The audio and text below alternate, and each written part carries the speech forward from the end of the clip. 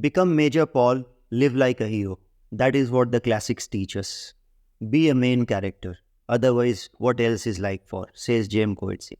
Hello, good evening, and welcome to a new episode of Arguably the Reading Quest. I am Nishant. Since coronavirus pandemic, think of all the values, think of all the themes that we have been talking about. We have talked about family system, we have talked about life, death, we have talked about employability, we have talked about human suffering, we have talked about companionship, we have talked about society, we have talked about endurance, resilience, we have talked about isolation, we have talked about quarantine, we have talked about lockdown, we have talked about the importance of having two employable parents and whatnot. To my utter surprise, two values or two themes that are conspicuously missing since coronavirus pandemic are bravery and courage. So in this video, I'm going to talk about two of the greatest novels that completely banks upon bravery and courage. But before we start, let me give you, some of the quotes in praise of bravery and courage. Courage is the most important of all the virtues because without courage, you can't practice any other virtue consistently, says Maya Angelou. And that strikes me as curious because of all the values, this is one value that is the basic assumption on which other values are based upon. If you negate this, all the other values fall flat. Life shrinks or expands in proportion to one's courage, says Aeneas Nin. Courage doesn't always roar. Sometimes courage is the little voice at the end of the day that says, I will try again tomorrow, says Mary Rajmander. It is curious that physical courage should be so common in the world and moral courage so rare, says Mark Twain. But one of the greatest quote, one of the most, strikingly original and heroic quote, a panegyric on courage that I have stumbled upon, that I rate even greater than the quote by James Coetzee, is by Ernest Hemingway. He says that you are so brave and quiet, I forget you are suffering. You're so brave and quiet, I forget you are suffering, says Ernest Hemingway. So, guys, I'm going to talk about Spartacus. This novel, Spartacus, written by Howard Fast. To my utter surprise, I'll tell you, I ordered it from a book called Thrift Book that sells old books somewhere based in USA. So it took me 1 month to get it shipped via Amazon. So it is sold by Thrift Book. And this is an old book, an old copy that I got from, an old bookstore that is famous for, selling such obscure but important works. And you'll hardly find even one review at Amazon that speaks volume about our ignorance on such important theme and such important classics. So Spartacus was a story of slave revolt. Spartacus was a Thracian gladiator. So just to give you a glimpse, the story or the legend of Spartacus, it is well known for most of you. For some of you, it might not be well known. So he was a Thracian slave turned gladiator. I hope you are aware of Gladiator through various Hollywood movies. Gladiators were armed combatants that were trained to entertain kings, Romans, and public alike, who used to fight with criminals, with deadly savage beasts, with the condemned criminals, and with fellow gladiators to entertain the public whenever it was needed. So he was a Thracian slave. Thracia was a city-state. Turned gladiator who was a part of the revolt that broke out in Capua in 73 BC. He rose to lead an army of slaves against Rome, winning a stunning series of victories before being defeated at the Battle of Salarius by Marcus Crassus. It is believed that Spartacus died in battle. Roughly 6,000 prisoners from the failed insurrection were crucified along the Appian Way. Appian Way was a path where all these prisoners were crucified. You see what San Francisco Chronicles has to say about this book. So Spartacus is a fictionalization of slave revolt in ancient Rome in the year 71 BC before Christ, is well known today, partly because of the 1960 movie starring Kirk Douglas and Laurence Olivier.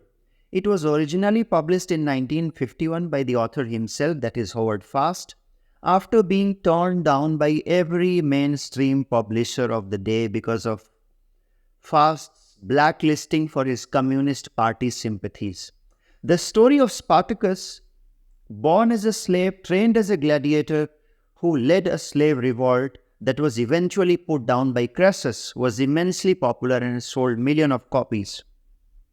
And this is one magnificent book that talks about some of the most fundamental of human values, putting courage above all such values. So Spartacus leads the gladiator in a revolt, and it begins building a slave army that intends to overthrow Rome and begin a new golden age reminiscent of idealized simpler times. He smashes army after army sent against him until finally the Romans destroyed him. But have they destroyed what Spartacus represents, the human spirit? And the answer is a categorical no.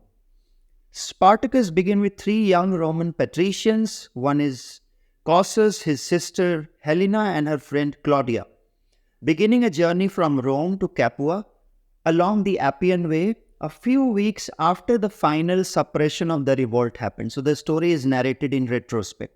The revolt has already taken place, and now the people are, constructing a narrative, imagining what happened during those revolt through various events. So during the first day of their travel, the party encounters several representatives, individuals, a minor politician, prosperous businessman of the equestrian class, an Eastern trader, and a young officer of the legions, all of whom give their respective perspective on the rising. Because, they were constructing the rising through the narrative, and it is beautifully, beautifully constructed by Howard Fast. Now, on the arrival at a palatial country villa where they are to spend the night, the trio met with another guest. Some guests are historical, some are fictional, who either played key role in the event that had just finished, or who have sufficient perception to analyze the significance of slavery as an institution within the Roman Republic. Now let me talk about the theme. The theme is, of course, courage. And the central theme is that man's most basic universal values are freedom, love, hope, life, and finally courage. Oppression and slavery strip these away until the oppressed have nothing to lose by uprising. Oppressive systems are held together by political system. Spartacus stands as an eternal symbol of how man must fight against the political systems that oppress man's values. And no wonder then Howard Fast writes, a time would come when Rome would be torn down, not by the slaves alone, but by slaves, serfs, peasants, and by free barbarians who joined with them. And so long as men labored and other men took and used the fruit of those who labored, the name of Spartacus would be remembered, whispered sometimes, and shouted loud and clear at other times. So this is an iconic story that will, echo within your heart if you finish it. Beautiful narrative on courage.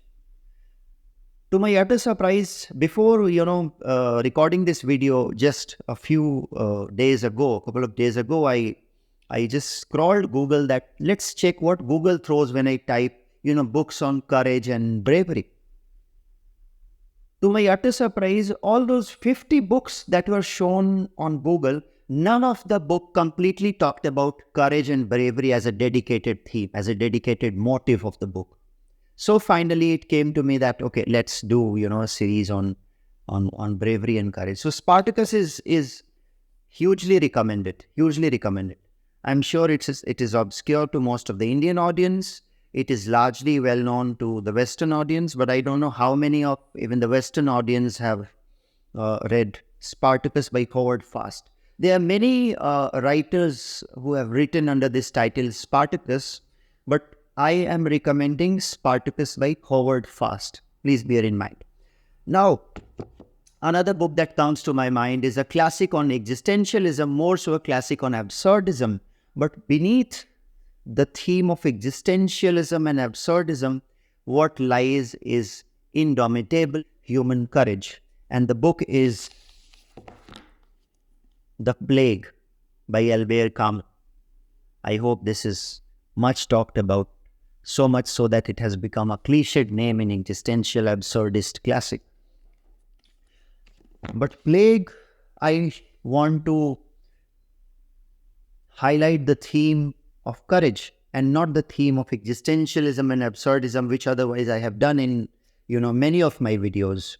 So The Plague is a book that tells a gripping tale of human unrelieved horror of survival and resilience, and of ways in which humankind confronts death. The Plague is at once a masterfully crafted novel, eloquently understated and epic in scope. So it so happened that the fictionalized town is Oran, a coastal town in North Africa. So it so happened that that the doctor, that is the main protagonist, that is the protagonist of the novel, so he walks past his clinic and he saw some of the rats, dead rats. And by the time he reached home, he saw that thousands of rats have died. And by the night, he got a news broadcasted that his town has been cordoned off. His town or his city has been cordoned off from the rest of rest of Algeria, pardon. And that is how the plague broke. And then begins the story of a dutiful doctor. A doctor that rejects heroism even.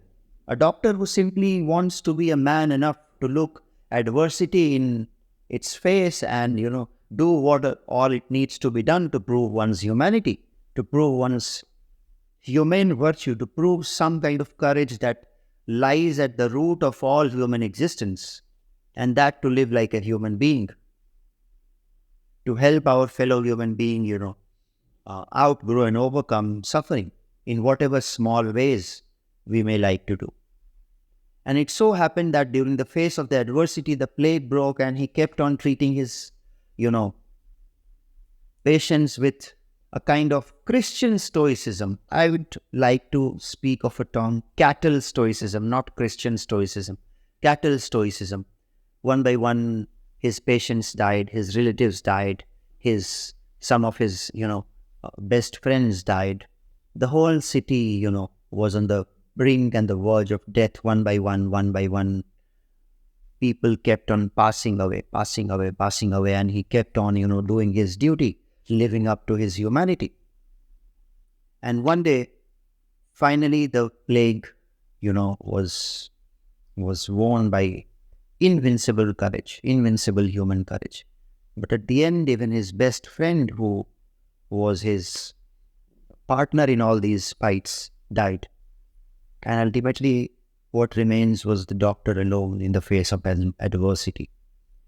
So more than absurdism, this is a classic tale of, human courage, telling a significant scope of human courage and what it means to be alive. And then, I would like to quote some of the quotes that will give you an idea that, what you have to expect in this book. So just let me read out a few quotes from the book, The Plague, that will give you an idea that, what kind of heroism and courage, what hues and color of such heroism and courage that you can expect. This epidemic doesn't teach me anything new except the need to fight by your side, says Camus. I have no idea what is awaiting me or what will happen when all this ends. For the moment I know this, there are sick people and they need curing. But I feel more fellowship with the defeated than with the saints. Heroism and sanctity do not really appeal to me, I imagine. What interests me is being a man. While the author rejects heroism, but while rejecting heroism, he is, apotheosizing heroism to another degree. This itself is a panegyric on heroism. Please see this, please hear this quote once again. But I feel more fellowship with the defeated than with the saints. Heroism and sanctity do not really appeal to me, I imagine. What interests me is being a man. The evil in the world comes almost always from ignorance, and goodwill can cause as much damage as ill will if it is not enlightened. People are more often good than bad, though in fact that is not the question. But they are more or less ignorant, and this is what one calls vice or virtue. The most appalling vice being the ignorance that thinks it knows everything and which consequently authorizes itself to kill.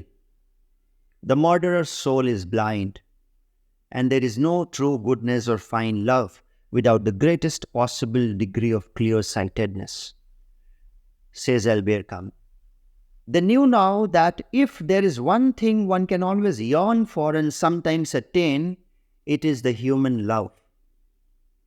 But again and again there comes a time in history when the man who dares to say that 2 and 2 makes 4 is punished with death. The school teacher is aware of this. And the question is not one of knowing what punishment or reward attends the making of this calculation. The question is one of knowing whether 2 or 2 do make 4, says Albert Camus. Stagnation was the order of the day. Several 100,000 people kept on stagnating through never-ending weeks. There is no heroism in any of this. It's about honesty. There is a plague and we must defend ourselves, says the chief protagonist, Dr. Rieu's remark, emphasizing that resistance should be the natural response. But to put emphasis on heroism has negative consequences, and the narrator has warned. But please know it is all about, a kind of heroic courage. A courage that is so vanishingly rare. A courage that is not physical, as Mark Twain says. As Mark Twain has said, that it is a thing so surprising to him that physical courage so common and moral courage so rare. So the book Plague talks about moral courage. The way you allow people to suppose that honorable actions have such high value because they are rare, and that wickedness and indifference are much more frequent drivers behind human action. The evil in this world almost always comes from ignorance, and goodwill can do as much damage as wickedness if it is not well informed. This epidemic doesn't teach me anything new, except the need to fight by your own side, says Albert Camus. So of course, the plague, and please believe me, once when you will finish reading the plague, it is such beautifully narrated story that इसका effect कई महीनों तक आपके ज़हन में रहेगा, आपके soul पे रहेगा, आपके inner thoughts पे रहेगा. Such a hugely, impressive novel that it will, cast an indelible mark on your impressionable mind, if you allow your mind to be slightly impressionable.